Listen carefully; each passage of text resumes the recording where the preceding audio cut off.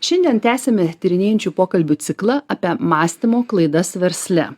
O mano pašnekovas Marinas Kanzeras, investuotojas, Lietuvos verslo angelų tinklo Litban, vienas iš steigėjų bei valdybos narys. Labas. Labas, Martynai. Ras. O kalbėsimės mes apie mąstymo klaidas startuolių kontekste. Ir tema, kur mes su Martynu išsirinkom, jinai skamba: dievinu savo produktą, bet nematau kliento. Martynai, tu daug labai dirbi su startuoliais ir šiandien mes kalbėjom, kad tavo gyvenimas vyksta vien startuolių ekosistemose. Ir pats pasakei gražią frazę, kad viena iš esminių mąstymo klaidų startuoliuose yra kaip įsimyli savo produktą, paslaugą ir visiškai nebemato kliento. Iš kur tai kyla, kaip tau atrodo? Čia, žinai, pradedant kalbėti apie tai, tikriausiai reikia suprasti, kaip jo aplamai atsiranda ta meilė produktui ir panašiai. Tai dažniausiai steigėjai, kad jie pradėtų tą produktą matyti, jie turi identifikuoti problemą rinkoje arba kažkokią problemą, kuriai galėtų sugalvoti tam tikrą sprendimą. Tai čia prasideda visas startuolio pasaulis. Ir tada tai problemai jie sugalvoja tam tikrą sprendimą, realiai, arba produktą, arba paslaugą, kuri galėtų išspręsti rinkoje egzistuojančią problemą. Ir čia atsiranda pati didžiausia problema ir paradoksas. Nes norint sukurti tą produktą arba paslaugą, tu turi ją mylėti. Iš tikrųjų, mylėti visų savo kūnų ir taip toliau. Nes dauguma žmonių sakės, nepavyks tau čionais, nepavyks tau nieko padaryti, čia jau visi bandė ir taip toliau. Tai jeigu tu klausysi aplinkos, visuomenės, to produkto iš tikrųjų ir nesukursi. Tai tu turi realiai 100% būt pasiryžęs tą produktą padaryti. Čia kaip Michelandželas, kaip pamatydavo, kaip jis ten marmorė pamatydavo angelą ir norėdavo tą angelą, reiškia, išlaisvinti. Jo. Panašus dalykas. Tai, bet kita pusė yra labai bloga. Kaip įsimyli tą produktą, tu pradedi nieko nebematyti. Tu nebematai nei klientų, nebematai nei kitų žmonių, nes tu galvoji, vat aš dabar jau sugalvojau tam tikrą sprendimą, kuris turėtų būti tinkamas visiems. Ir bandai kažkaip visiems tą įrodyti. Ir čia mano nuomonė yra pati didžiausia mąstymo klaida, nes realiai tu tą produktą kuri ne savo, tą produktą kuri klientui, jį turi po to parduoti, turi patikti klientui ir panašiai. O dažniausiai, tie steigėjai ypatingai dar jie pasižiūrėjo įvairiausių gal istorijų. Pavyzdžiui, ten Steve Jobsas, jis irgi labai mylėjo tą produktą, koks Henry Fordas, jis sakydavo, žiūrėkit, jeigu jūs paklausit klientų, tai jie pasakys, kad reikia greitesnius arklius padaryti, o ne automobilius. Ir mano nuomonė, tos istorijos yra blogai interpretuojamos, be abejonės. Tai, kaip ir sakiau, tą produktą turi mylėti. Bet tu negali jau pasileisti plaukus ir tada neklausyti visai klientų, reiškias. O man tai dar ateina mintis, kad vienas kelias, greičiausiai kaip gimsta nauji produktai, yra kaip pamatai, ko trūksta ir jau tada pradedi tai realizuoti ir ten savo fantazijose jau matyti susikuri, kaip jau ten viskas plėsis, visas augs, koks tu būsi ten reikšmingas ir dar kažkoks tai. O dar vienas variantas, bet jau aš iš savo praktikos patirties matau, kaip tau kažkas labai patinka ir tu turi poreikį. Ir tau pirmiausia gimsta ne mintis kitam padaryti, bet tu dėl savęs pradedi daryti, kad tau patinka. Ir tu tada tiek susitapatini su tam produktu ir paslauga, kad tu nematai rinkos, nematai, ar to klientams reikia ir bandai parduoti tai, kas tau patinka. Tai čia mano manymu dar didesni yra spąstai, negu tu pradedi žiūrėti, ko rinkoje trūksta, o tu pradedi žiūrėti, ko tau trūksta. Ir tas atsitapatinimas, kaip tu myli produktą, yra labai sudėtingas. Kaip reikėtų atsitapatinti? Ačiū, geras klausimas. Juk tu dirbi kaip mentorius startuolio, ne? Tai jeigu tu matai va tokią situaciją. Tai paprasčiausias dalykas eiti ir kalbėti su klientais. Tai čia yra klausimų būdų. Jeigu man jau reikia tuos steigėjus atkabinti nuo to produkto ir pasižiūrėti, o jūs buvot nuėję pas tą klientą, jūs klausėt klientą. Nes aš visada sakau, yra nuomonė ir yra faktas. Tai nuomonė yra ta, kuri yra tavo galvoje, o faktas yra tada, kad tu tą patikrinai nuomonę ir jinai tapo faktu, paremta tam tikrais duomenimis. Tai dažniausiai ir gali paklausti, sakys, va čia pirks visi, tai aš klausiu, tai yra nuomonė ar faktas? O man dar ateina papildymas. Kažkada tai vieną tokį produktą pradėjau daryti, ir pradėjau pardavinėti high klientams ir jie pirko. O vienas iš high klientų sako, klausyk Rasa, žinok, čia tai ką tu be pasiūlytum, pirks, bet tai čia sako, nėra tikra rinka. Tu pabandyk parduoti nelojaliems žmonėms. Tai mano manimu, dar ta viena yra klaida, kaip mes sakom, eik pasiklausti klientų, kad mes einam pasiklausti patos klientus, kurie mums prijaučia.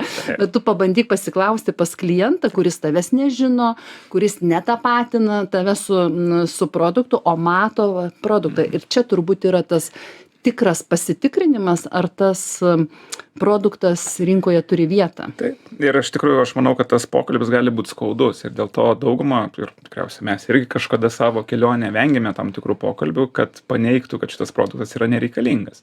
Nes realiai, jeigu tu pradedi kurti produktą, tai kartais net išeini iš darbo, ten visiems apsiskelbi, kad tu čia būsi startuolis ir taip toliau. Ir tu bandai vengti tos neigiamos informacijos, kuri, mano nuomonė, iš tikrųjų yra pakankamai reikšminga, ta informacija, kurią tu galėtum gauti ir dar patobulinti gal tą produktą.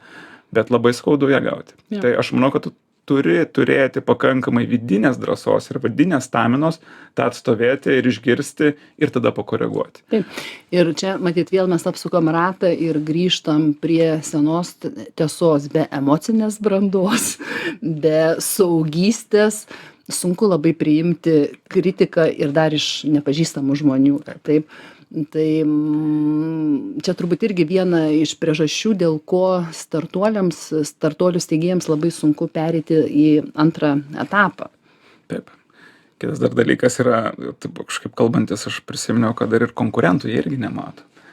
Nes sukuri produktą ir jeigu klausia, tai čia produktas kam, čia dar kas nors kūrė, ne, čia mes esame unikalūs patys, ten geriausi ir taip toliau.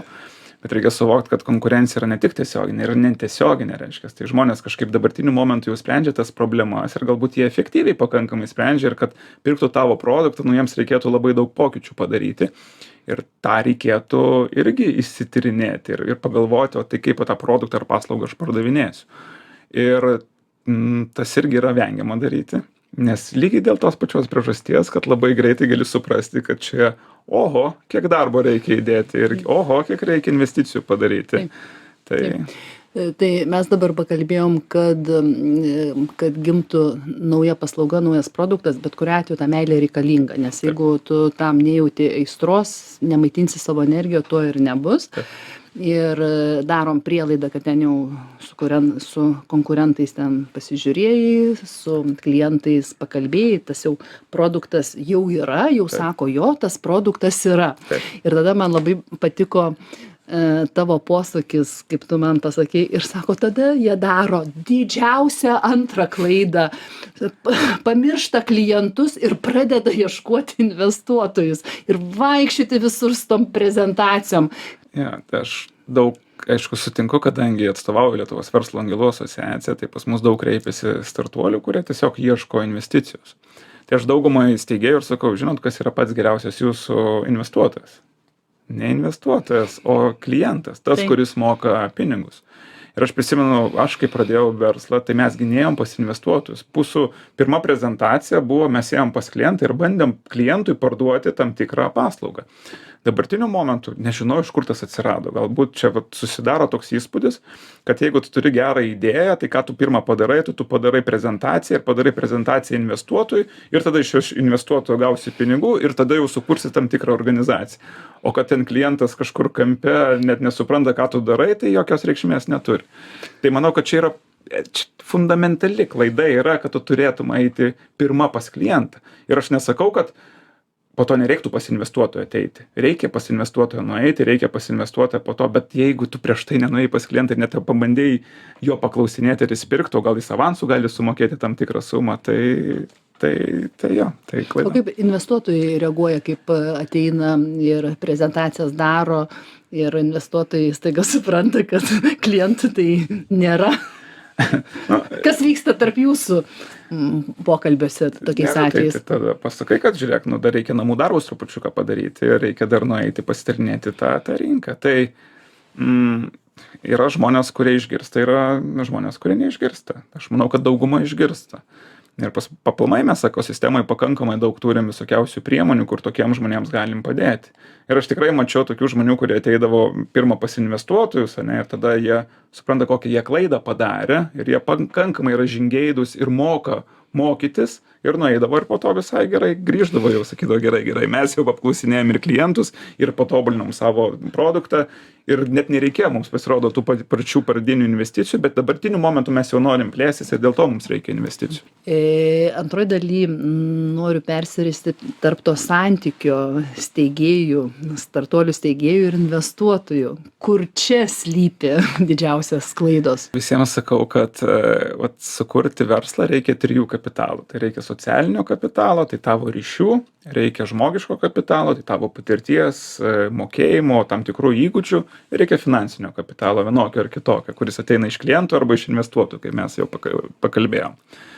Ir kuo didesni tie visi kapitalai yra, tuo greičiau, geriau tu gali sukurti verslo tam tikrą projektą. Ir mano nuomonė, investuotojai iš tikrųjų jie gali atnešti ir tau socialinį, ir žmogišką kapitalą, ir tuo pačiu finansinį kapitalą. Bet kai kurie steigėjai kartais tą pamiršta ir ypatingai startuolių, jie gauna tam tikrą investicinę sumą ir galvoja, gavau tą investicinę sumą, ir pamiršta pasinaudoti būtent investuotojų teikiama tam tikrą naudą. Tai pas mane irgi yra portfelė tam tikrų steigėjų, kurie ten gali tau per savaitę vieną kartą paskambinti ir paprašyti tam tikros pagalbos. Kiti, kur tai nematai gal ir pusę metų, ten jokio skambučio, nors matai, kad tu galėtum padėti. Be abejo, jau pats po to paskambini ir pasakai, žiūrėkit, gal čia kažką galim padaryti vienaip ar kitaip. Ir dar kitas dalykas, ką steigėjai įsivaizduoja su tais investuotojais, tai gavimą, ir mes spaudoje labai matom, kaip yra švenčiamas tų investicijų gavimas. Ten, gavo ten 2 milijonus, gavo 3 milijonus. Ir atrodo, kad tai yra vos ne kaip ir tikslas startuolio gauti investiciją, bet mano nuomonė toli gražu ne. Gavęs investiciją iš tikrųjų prasideda pats didžiausias darbas. Be abejo, gauti investiciją reikia irgi gebėjimo, reikia suburti komandą, reikia įtikinti investuotojus, reikia turėti tam tikrą jau validaciją, tam tikro produkto paslaugos, bet kad gavai tą investiciją, tai dar nereiškia, kad tu esi labai sėkmingas, reiškia, ir tu turi dar pakankamai toliau vystyti tą produktą ar paslaugą. Tai aš manau, kad kai kurie steigėjai, po to aišku tas pasikeičia, bet tą mąstymas ir yra, kad jeigu gavau, tai jau dabar jau man čia pasiseks viskas, bet dar reikėtų kokių nusiteik 10 metų padirbėti, kad galėtum sakyti, pasisekė vis dėlto. Man atrodo dar, kaip ir pats minėjai, kad nusiperki laisvę už svetimus pinigus. Ir mes pamirštam tai, kad prisimdamas svetimus pinigus, tu prisiemi labai didelę dalį atsakomybės, ir tai yra darbas, prasideda labai sunkus darbas. Be abejo. Reikia suprasti, kad aplamai aš apie tokią, aišku, tą tarnystinį, tokia keistai gal skamba tas žodis, gal ne kažkiek religinio tokio atspalvio turi, bet aplamai aš manau, kad žmogus vis tiek tu kažkam turi tarnauti, ne? Tai tarnauji klientams, jeigu sukuri tam tikrą produktą arba paslaugą, ne? Tarnauji gal savo darbuotojams, kuriuos tu apibūri, reiškia, aplinkui. Bet taipogi, jeigu tu privilioji investuotoją ir pritrauki investuotoją, tai tu jau tarnauji ir investuotojams. Tai mano nuomonė, kad tas toks matymas visų suinteresuotų grupių ir mokėjimas atliepti ir mokėjimas kurti kiekvienai grupiai tam tikrą vertę, tai yra gebėjimas. Ir aš tikrai matęs tokių steigėjų ir matęs, kaip tas gebėjimas iš tikrųjų kiekvieną grupę patenkinti ir sukurti jiem vertę, kaip juos labai kapitultuoja, reiškia, į viršų, kaip juos paaugina. Tai gražu žiūrėti. Ir dar vieną klausimą turiu. Kaip tau atrodo, kas labai trukdo startuoliams, steigėjams su savo startuoliais integruotis į visuomenę? nes mes šnekam, mūsų tema yra aš dievinu savo darbą, dievinu savo produktą, paslaugą ir nematau klientą ir už to slypi, nematau kliento, tada negaliu integruotis, bet be to vat įsimylėjimo, kas dar trukdo? Aš manau, kad vis dėlto, tai steigėjai vis tiek yra tokie kartais nestandartiniai žmonės. Jeigu tu tikrai kažką nori sukurti, tu turi būti biški nestandartinis, ne? Tai manau, kad gali būti tas nestandartiškumas trukdyti gal integruotis, bet čia nepavadinčiau, ar čia gerai ar blogai, jeigu tu esi nestandartinis iš savęs. Bet atsitinka taip, kad kartais tu bandai vaizduoti, kad tu esi nestandartinis ir esi kažkoks tai išskirtinis reiškia. Ir čia manau, kad pasireiškia gal kažkokios narciziškumo dalykai ir panašiai. Tai jo, tas tikriausiai gali maišyti, užmegzti ryšį, maišyti, gauti tam tikrų partnerių ir kurti kažką kartu. Ja. Arba dar gali būti, kaip labai stengiasi įsikabinęs, laikytis, užsifiksavęs, ne, yra taip, o ne kitaip. Ir čia vėl tai nėra gerai, tai nėra blogai, tai nėra teisinga, nėra neteisinga, yra priklausomai kontekstas, yra kontekstų, kur turi savimi tikėti ir nepasiduoti išorės spaudimui, bet yra kontekstų, kur tavo įsivaizdavimas tiesiog prasilenkia su realybė. Tai čia tas gebėjimas atpažinti, kas viena didžiausių šiuolaikinių žmogaus klausimų. Ir pabaigai noriu tau užduoti tokį klausimą. Mūsų dabar klausosi jauni žmonės ir vadovai, ir kurie galbūt galvoja apie savo projektus. Kokius savo klausimus turėtų užduoti žmogus, kuris nori pradėti, pavyzdžiui, savo hobį paversti produktu, ar mato, kad rinkoje kažko trūksta ir jam ateina idėja, kad jis tai gali padaryti. Kokius savo klausimus jis turėtų užduoti? Esminius tokius. Sau. Ar tu gali to nedaryti? Nes iš tikrųjų kelionė, startuolio kelionė arba į verslo kūrimas, nėra lengva kelionė. Tai nėra ir nukritimų, yra pakilimų, pakilimai faini, nukritimai būna skausmingi. Ir jeigu tu nukritime pirmam pabėgsi, nes tau bus per sunku, nes tu neatsakėjai klausimą, ar tu negali to nedaryti, manau, kad bus labai sudėtinga. Tai vat aš paklausčiau savęs, dėl ko aš darau ir aš galiu ar negaliu to nedaryti. Vat grįžtam prie to Michelangelo, ne, kaip jis pamato tą akmeninį ir sako, aš matau tenais jau angelą ir aš noriu tą angelą išlaisvinti ir tada išskaptuoju tą akmenį. Tai vat jeigu yra toksai noras ir matymas, manau, pirmin, reikia eiti daryti, nieko nebijoti, yra tų labai daug ir instrumentų, ir paramos dabartiniu momentu, aplamai visoje ekosistemoje.